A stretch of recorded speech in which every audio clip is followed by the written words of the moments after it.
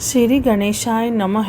वक्रतुंड महाकाय सूर्यकोटि समप्रभ निर्विघ्नं कुरु मे देवं सर्वकार्येषु सर्वदा।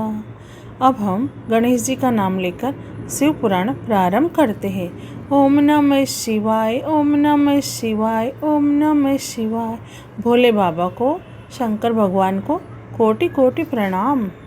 शिव पुराण में श्री रुद्र संहिता के द्वितीय खंड में 15वां अध्याय प्रारंभ करते हैं। सती की तपस्या।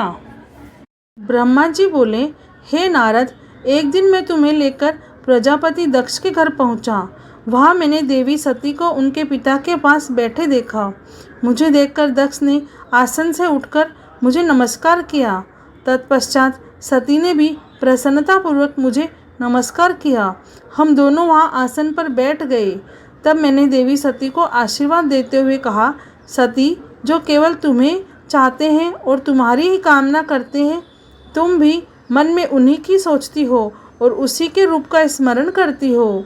उन्हीं सर्वज्ञ जगदीश्वर महादेव को तुम पति रूप में प्राप्त करो, वे ही तुम्हारे योग्य है। कुछ देर बाद दक्ष से विदा लेकर मैं अपने धाम को चला गया। दक्ष को मेरी बातें सुनकर बड़ा संतोष और प्रसन्नता हुई। मेरे कथन से उनकी सारी चिंताएं दूर हो गई।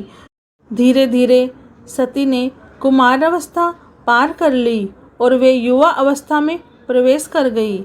उनका रूप अत्यंत मनोहरी था। उनका मुख दिव्य तेज से शोभायमान था। देवी सती को देखकर प्रजापति दक्ष को उनके विवाह की चिंता होने लगी। तब पिता के मन की बात जानकर देवी सती ने महादेव को पति के रूप में पाने की इच्छा अपनी माता को बताई। उन्होंने अपनी माता से भगवान शंकर को प्रसन्न करने के लिए तपस्या करने की आज्ञा मांगी। उनकी माता ने आज्ञा देकर घर पर ही उनकी आराधना आरंभ करा दी। अश्विनी मास में नंदा अर्थात प्रतिपदा, षष्ठी और एकादशी तिथियों में उन्होंने भक्तिपूर्वक भगवान शिव का पूजन कर उन्हें गुड़, भात और नमक का भोग लगाया वे नमस्कार किया।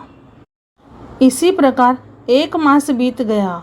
कार्तिक मास की चतुर्दशी को देवी सती ने मालपुओं और खीर से भगवान शिव को भोग लगाया और उनका निरंतर चिंतन करती रही। मार्गशीर्ष मास के कृष्ण पक्ष की अष्टमी को वे तिल, जौ और चावल से शिवजी की आराधना करती और घी का दीपक जलाती। पौष माह की शुक्ल पक्ष सप्तमी को पूरी रात जागरण कर सुबह खिचड़ी का भोग लगाती। माघ की पूर्णिमा की रात भर वे शिव आराधना में लीन रहती और सुबह नदी में स्नान कर गीले वस्त्रों में ही पुनः पूजा करने बैठ जाती।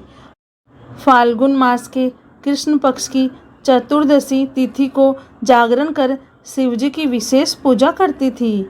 उनका सारा समय शिवजी को समर्पित था। वे अपने दिन रात शिवजी के स्मरण में ही बिताती थी। चैत्र मास के शुक्ल पक्ष की चतुर्दशी को वे ढाक के फूलों और दवनों से भगवान की पूजा करती थी। वैशाख माह में वे सिर्फ तिलों को खाती थी। वे नए जौ के भात से शिव पूजन करती थी। ज्येष्ठ माह में वे भूखी रहती और वस्त्रों तथा भटकटैया के फूलों से शिव पूजन करती थी। आषाढ़ मास के शुक्ल पक्ष की चतुर्दशी को वे काले वस्त्रों और भटकटैया से रुद्रदेव का पूजन करती थी। श्रावण मास में यज्ञोपवीत वस्त्रों तथा कुश आदि से भी पूजन करती थी। भाद्र मास में विभिन्न फूलों व फलों से शिव को प्रसन्न करने की कोशिश करती। वे सिर्फ जल ही ग्रहण करती थी। देवी सती हर समय भगवान शिव की आराधना में ही लीन रहती थी। इस प्रकार उन्होंने दृढ़तापूर्वक नंदा व्रत को पूरा किया। व्रत पूरा करने के पश्चात वे शिवजी का ध्यान करने लगी। वे निश्चित आसन में स्थित हो निरंतर शिव आराधना कर रही थी। हे नारद, देवी सती की इस अनन्य भक्ति और तपस्या को अपनी आँखों से देखने मैं विष्णु तथा अन्य सभी देवी देवता और ऋषि मुनि वहाँ गए। वहाँ सभी ने देवी सती को भक्तिपूर्वक नमस्कार किया और उनके सामने मस्तक झुकाए। सभी देवी देवता ने उनकी तपस्या को सराहा।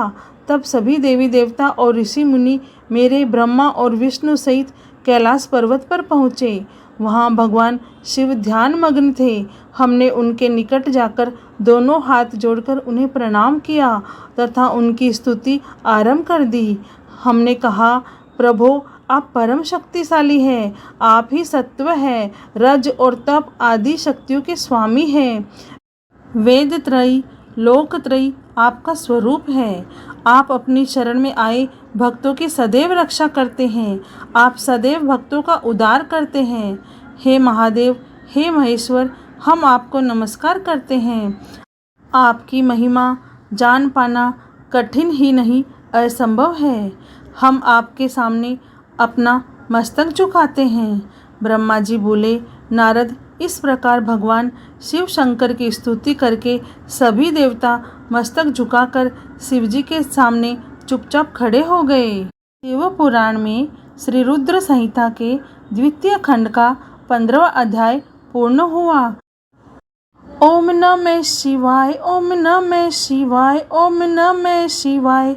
हे भोलेनाथ, हे शिव शंभु, हे माता पार्वती, आपको कोटि कोटि प्रणाम और कोटि कोटि धन्यवाद है।